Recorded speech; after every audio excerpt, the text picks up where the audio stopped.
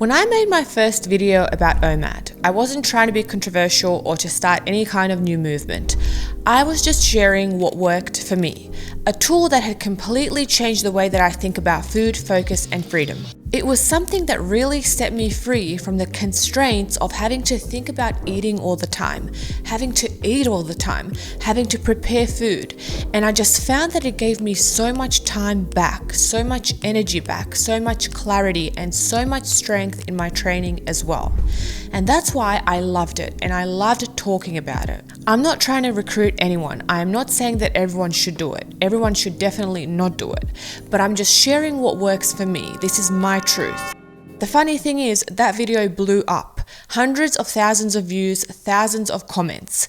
But what really stood out to me wasn't the hate or the arguments, it was the curiosity. People had so many questions, they weren't fighting me on it. And what really surprised me was how many of you already eat in similar ways. You just didn't know that there was a name for it. You said things like, I naturally eat only once a day and I feel amazing. Or I've been doing this without even realizing it. And I really thought that was cool and fascinating. So I decided to make another video, OMAD 2.0, where I wanted to go deeper. I wanted to answer the most common questions, clear up any misconceptions, and share what really happens when you live this way. Not for a week, not for a challenge, but for many years. When I first started OMAD, I wasn't chasing clarity and I wasn't really trying to prove anything. I was just tired of thinking about food all day. You know the loop when you wake up, you think about breakfast, you eat, you crash, then you start thinking about lunch or what you're going to do for dinner or where you're going to go out to eat. And it was just consuming, too much to think about. Then you got to prep your dinner, then you got to clean up, and you just go to bed and you wake up and you do it all again. And you live in this constant rhythm of feeding and digesting and never really feeling light. And I just thought to myself, what if I just stopped? What if I just ate once properly and spent the rest of the day living my life? Originally, the concept of OMAD came to me through Hofmekler. He's the guy who wrote the Warrior Diet. You should Google that if you didn't know. He was really the pioneer of the 1 meal a day philosophy. And what I loved about this message was that it wasn't about punishment. It wasn't about restriction or discipline for the sake of suffering. It was about reconnecting with your natural rhythm. He talked about eating the way that warriors used to eat, staying fasted, alert, focused during the day, and then feasting at night when the work was done. That idea really hit home for me because hunger wasn't the enemy anymore. It was the signal. It was the switch that turned on focus, awareness, and sharpness. When you're slightly hungry, you're present, you're lighter, you're faster. And when you finally eat, it feels earned. It feels right. It's not just feeding for the sake of feeding, it's refueling. And that was the shift for me. Ori said something that stuck with me. We have domesticated ourselves out of our natural state. And he's right.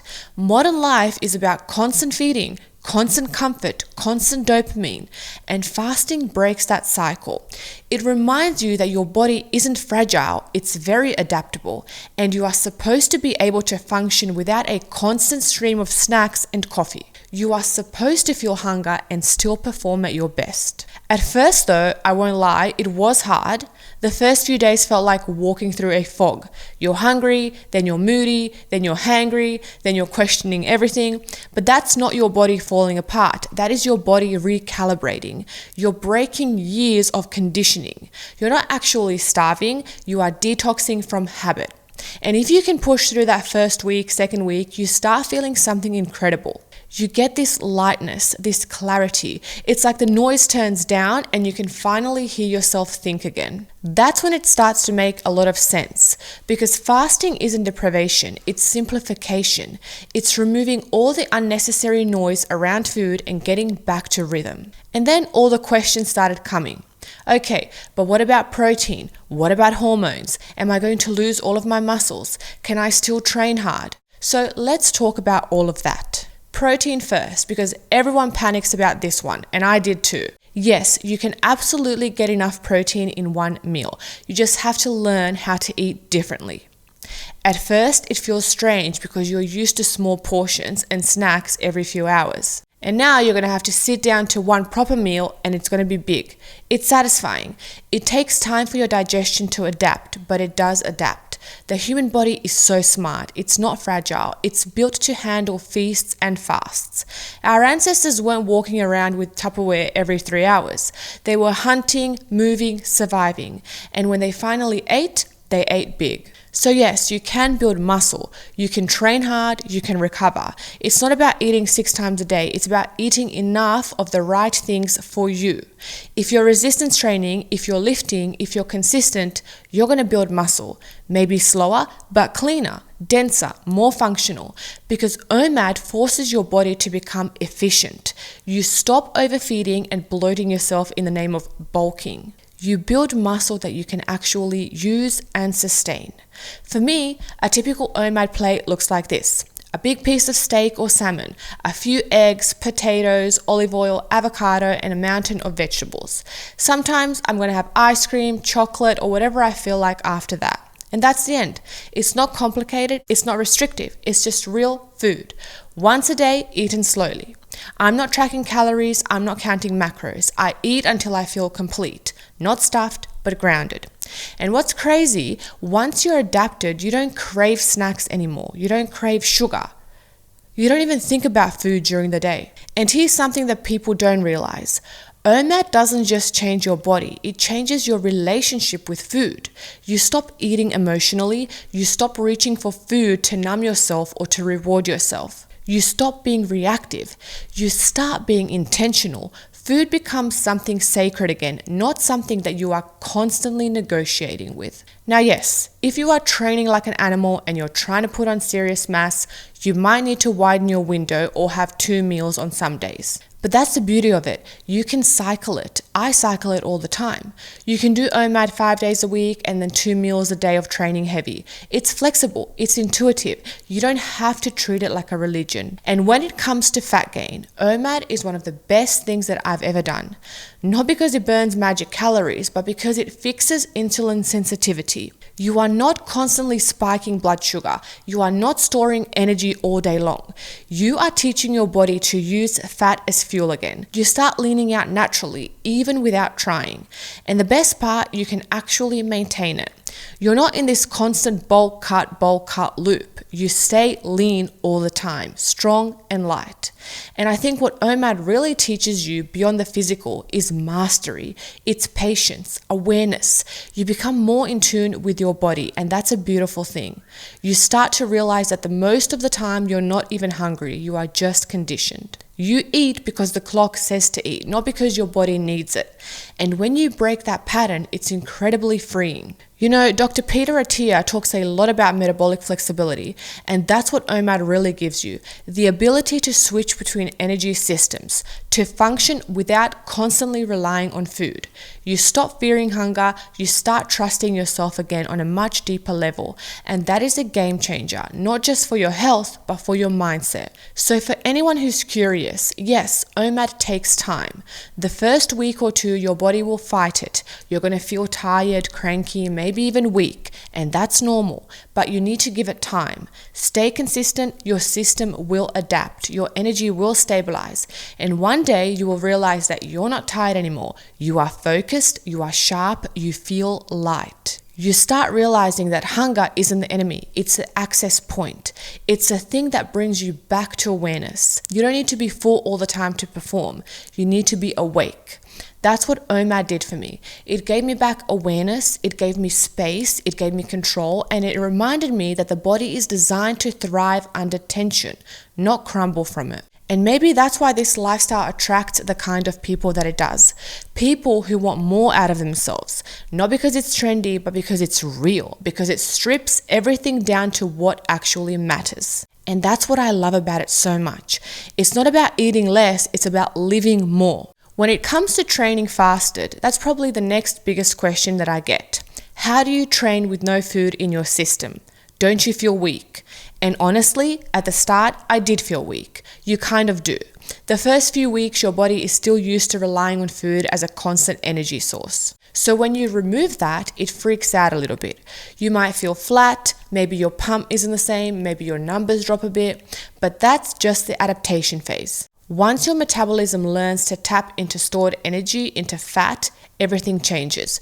You stop feeling sluggish, you start feeling really steady and sharp. It's like your energy becomes more even, more controlled. I remember in the beginning, I would go to the gym fasted and I'd get this lightheaded feeling around halfway through my workout. But I would push through it. I'd focus on breathing, on controlling my pace, on being aware of how my body was reacting. And within a few weeks, this was gone. Now, training fasted feels incredible for me. I feel lighter, I move better, I'm so much sharper. There is no food sitting in my stomach, no heaviness. It's like I'm training clean, physically and mentally. You get this tunnel vision kind of focus where you are just in the zone. And then when you finish that session and you finally eat your meal, that's the best part. You're not eating because it's post-workout. You're eating because you have earned it. Your body is craving fuel and every bite feels like it's going exactly where it should. If you felt this, you know what I'm talking about. And that's something that you can't explain until you've lived it. Now, a lot of people ask, is it okay to build muscle on OMAD? The answer is yes, but you have to manage your expectations. You're not going to bulk up super fast. You are not going to gain 10 kilos of muscle in 6 months. But what you will do is you're going to build solid, lean, usable muscle. Not puffy, not bloated, but real muscle. And you'll do it without putting on unnecessary fat. That's something people don't understand. When you're eating less often, your hormones stabilize. You become more sensitive to food. So when you do eat, your body uses it more efficiently. You're not constantly storing, you're utilizing. It's funny because even Peter Attia, who's one of the most respected doctors in longevity and performance, says the same thing. Most people eat way too often, and the biggest benefit of fasting isn't just the fast itself. It's the space that it gives your metabolism to reset, to rest, to clean up. You're not digesting 24/7 anymore. Your body finally has time to repair and recover. And that's where you start feeling the energy that people talk about. That sharpness, that mental clarity, that lightness in your body. It's not some magic. It's just your system finally running clean. Now let's talk about hormones, especially for women, because I think that's an important conversation and one that gets really misunderstood. I get messages all the time. Is OMAD safe for women? Does it mess up your cycle? And the honest answer is, it depends on how you do it. For me, I'm wired differently. It doesn't affect me in any negative way. But remember that I am very in tune with my body and I have put it through many, many experiments where I know exactly how it functions in any given situation. For other women, their bodies might be wired differently. You have a monthly cycle, not a daily one like men. So there are phases where fasting will feel amazing and others where it might feel awful. And that's normal. During the first half of your cycle, when estrogen's higher, fasting usually feels great. You feel strong, clear, stable. But in the second half, when progesterone rises, your body naturally wants more fuel. You might feel hungrier, more tired, more emotional. And that's not you failing at fasting. That is your body being intelligent. So on those days, I always say, widen your window, maybe eat twice, maybe skip fasting altogether. You don't lose your progress by doing that. You honor your physiology. You adapt your method to your biology, not the other way around. Even Huberman said something like that. Fasting is a tool, not a religion. You don't have to do it 7 days a week to get the benefits. Consistency is good, but flexibility is what keeps it sustainable. Now, the thing with social life, that's another one that people struggle with. How do you go out with friends? What do you do at dinners? And the truth is, I'm not a robot. If I have a social event, if I'm going out for lunch, I'll eat. I'm not sitting there staring at my water while everyone's having their lunch. Fasting isn't supposed to disconnect you from life. It's supposed to give you more presence in it. So if it's a special occasion, if I'm traveling, if I'm with family, I'm going to eat. And then the next day, I'm going to go back to my rhythm. Because the beauty of OMAD is that your body becomes so flexible that you can miss a meal or add one or throw in another day and you're no longer prisoner to food. You are in control. Everything works for you. It doesn't matter. I think that's what most people don't realize. Fasting actually gives you freedom, not restriction. You can go a full day without eating and feeling fine. You can travel, work, live, and not constantly think, where's my next meal? What am I going to eat? And that is a powerful thing. That's one of the reasons why I'll never stop doing this. It simplifies life completely. It makes everything cleaner, lighter, and more intentional. Now, here are a few tips that I've learned after doing this for years. The things that make it easier. First, earn your fast, meaning don't go into fasting as a punishment or a detox. Train, move, lift, walk, let your body burn through what it has. Fasting feels a lot better when you've earned it through movement. Second, stay hydrated. People think that they're hungry, but most of the time they're actually just dehydrated. Drink water, add electrolytes, black coffee if you like it. Keep your system clean but supported. Third, when you do eat real food. This is not about starving yourself and then smashing junk food at night.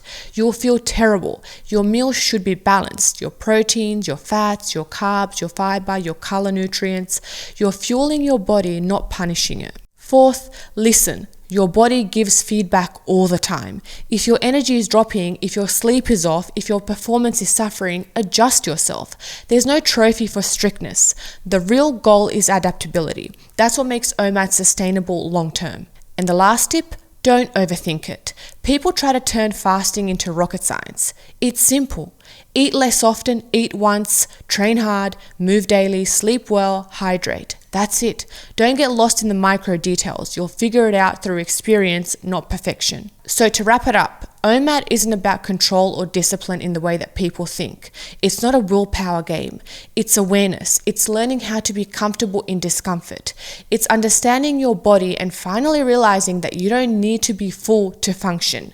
You can train fasted. You can think fasted. You can live fasted. And when you eat, you do it with intention. That's the beauty of it. You stop living around food and you start living around life. And that's what I want people to take away from this. It's not a diet, it's not a hack. It is a way of living that reconnects you to how humans were actually meant to operate. You feel lighter, clearer, more powerful.